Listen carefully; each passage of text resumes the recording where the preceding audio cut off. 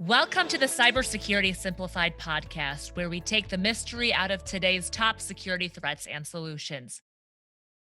When we think about automation, images of displaced factory workers often spring to mind.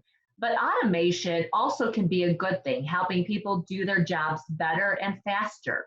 That's the case in security operations. In fact, automation is critical to keeping up with exponentially rising threats and helping analysts respond faster. In this episode of Cybersecurity Simplified, we've invited a security operations expert to join the conversation on this very topic of automation. Hi there, I'm your co-host, Susanna Song, Director of Communications at Highwire Networks. And I'm Dave Barton, Chief Technology Officer at Highwire Networks. And today we have the fortune of having Phil Burnett with us. He is our Chief Information Security Officer. Phil knows a little bit about automation, so we're going to jump right in. Phil, why is automation important in cybersecurity? Well, there's several things that you think of. As Susanna mentioned, speed. Speed is great, but accuracy is better. So if you have something pre-scripted or a process that's ready to go, and you've tested it as bulletproof, then it'll come and it will actually happen over and over again accurately.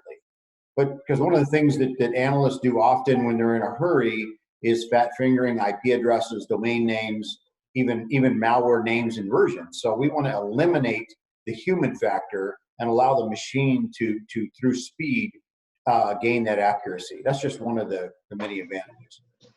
You know, oftentimes automation, I believe, gets a bad rap because, especially in cybersecurity, naturally the tendency is to think with sensitive and really precarious data, it's a little unnerving to rely on a machine to filter through and decide if an anomaly is a real threat or not, because they want a human brain or a human person, right, to decipher. So can you break down what automation does versus what your analysts do in the SOC? Sure.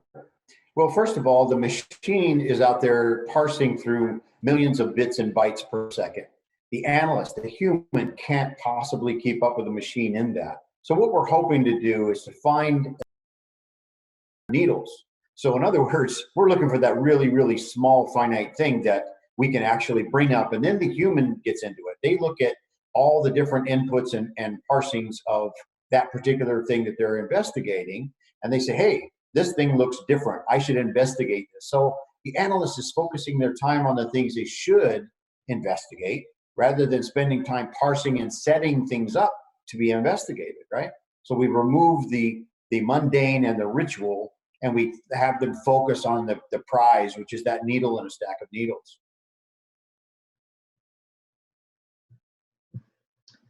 Can you define the difference between machine learning and AI, which is artificial intelligence? A lot of times people just throw those terms out there interchangeably. Sure.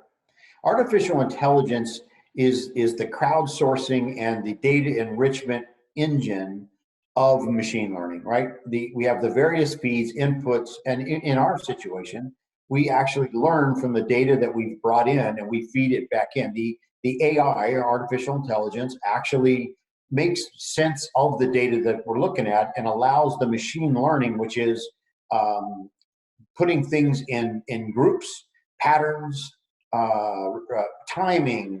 There's so many little variables that are in the algorithm that they're looking for that the machine learning, we tune and we train it, the human on the side, right, trains it, and then it uses the artificial intelligence to further identify and then to put it up on the screen, alert or automatically ticket or send an email or send up a red flag, whatever it is. But the AI is the intelligence coming into it. The machine learning is as it learns over time. Because like for 0 day, if a 0 day comes in, the machine's not going to know anything about it. What it has to rely on is the other aspect that we haven't talked about is the user behavior, right? How the things work and how they work together and what looks anomalous. So when all those things are plugged in together, you have a rock star analyst because he has all of this supporting cast of machines and data feeds that he or she needs to make a right call, sometimes with only a matter of minutes to make a decision. Yeah, and I think I'll echo that. At the end of the day, machine learning is going to tell us what is mathematically different. Uh, Without context, it's just something different. So machine learning is fabulous at doing that work. The AI comes on top of that and says, this anomaly is different. And with this context, this intelligence applied to it, I can derive risk, right? At the end of the day, Phil's job, my job, our job at Highwire, at Overwatch, is to help manage risk, right? The anomalies are irrelevant without context. Context only comes through AI and even through human intelligence. So you couple amazing analysts with amazing AI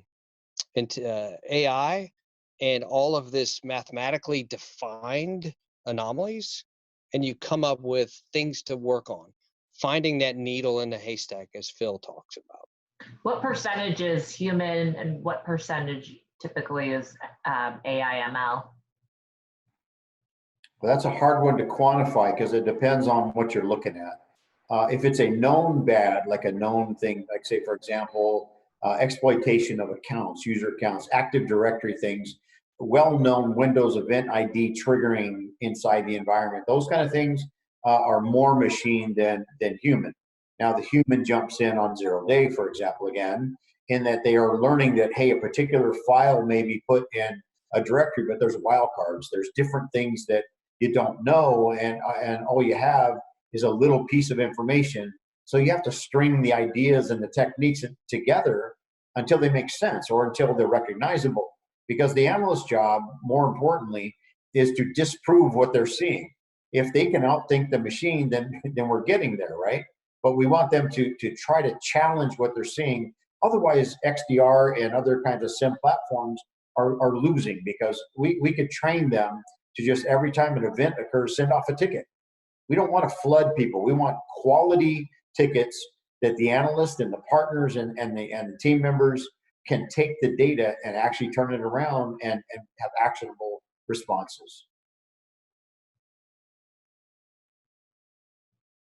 Any other use cases that either of you guys can share to our listeners of how automation has really just evolved and helped Well, in I think cybersecurity? the other piece, Phil touched on it lightly, where automation helps is we get volumes of data, volumes of anomalies that are impossible for a human to get through by themselves. So we put AI on that. And once we have good AI and machine learning and we automate responses, now we can take 40, 50% of that routine, repetitive analyst work, automate those responses, and allow Phil's team to focus on things that are a little bit more esoteric, things Mhm. that take a little bit more human intervention, threat hunting, chasing down an anomaly that on the surface may not look like it's something, but as you dig in deeper, because you're applying that human intellect with all of that machine learning and all of that AI, and you come up with things that maybe nobody's seen before, right? It helps us get better at detecting those 0 days. If I can take a lot of that noise and automate responses out, what's left are the things that I can't automate, right? Mhm. And that at the end of the day, Susanna, and I think Phil would agree, it makes our analysts better because that repetitive stuff they're not learning from, right? They learn some up front, but then it becomes routine. Let's automate that out, and then let's make everything else something they can grow their own skill sets. So for automation, I think one thing that we're lacking that we haven't discussed yet is how automation allows us to scale. We have a SOC as a service because for our partners and customers, we can handle multiple clients simultaneously through the advances and advantages of automation and the artificial intelligence machine learning. The whole thing together allows us the economies of scale. We can scale larger than they can because building a SOC inside a company is $2 million or more for a small to medium sized company. So Mhm. automation provides the way that we can scale and make it affordable for our partners and customers. Yeah, I mean, there's no way any company can pay for all of those eyes per se, like all the humans that the automation replaces, right? I mean, it's just so expensive, even to have 24/7 SOC, that type of monitoring, you need the help of automation. You do. And some of the major companies actually have their own SOC. They get their own SIM. They have a complete staff. And all the major companies that have the budget and the resources to do that are very successful. But we're talking the billion-dollar companies, right? The SMBs, the ones that in the world that we're in the the million or so or more market range, can't afford 2 years worth of their operational budget to put it into a tool. So Right. we help with them, and that's the part of the automation is we can scale it. And just to give you some real world example, Susanna, we see anywhere from 500,000 to 1 million failed logins in a month, right? Across our customer base, probably more than that, but let's just go with that number. There's no way Phil nor I nor any of our team can manually go look at each one of those failed logins to see, is there anything of value here? Mm-hmm.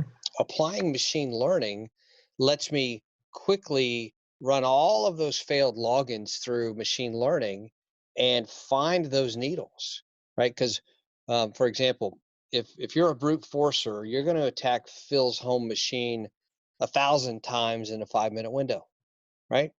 That's going to trigger as an anomaly because of the volume of that attack. And if you couple that with the fact that that anomaly is coming from a country where we don't do business or an IP that's got a bad reputation, that's that AI that we're tying in. And we have a human look at it and go, yeah, it's coming from, a brute forcer. Phil's getting attacked. I couldn't look through 500,000 failed logins in a month. A human cannot. But with that failed login, which we would all agree is a low risk, all of that context tells me that there's an intent, there's something bad happening, and now we can take action from an operations perspective. That is a use case of AI, machine learning, making our job better. Phil, any parting words as we wrap up? No, just saying that people shouldn't be afraid of. They should embrace, learn, investigate, research whatever they can, and talk to partners who understand automation and use it, because it is something to embrace and go into the future. Remember, there's a new normal now since last year with COVID.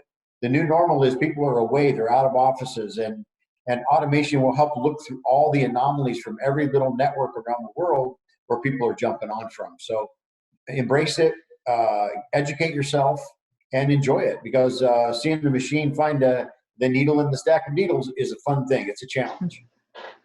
No, a lot of work. Yeah. Thank you so much, Phil. Thanks for joining us. I hope you'll join us again another time.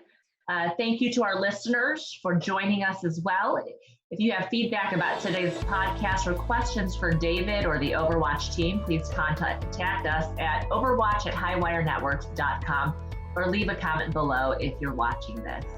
And be sure to join us for our next episode, Why Cybersecurity is Not Just an IT Problem, it's really a business problem. Until next time, I'm Susanna Song.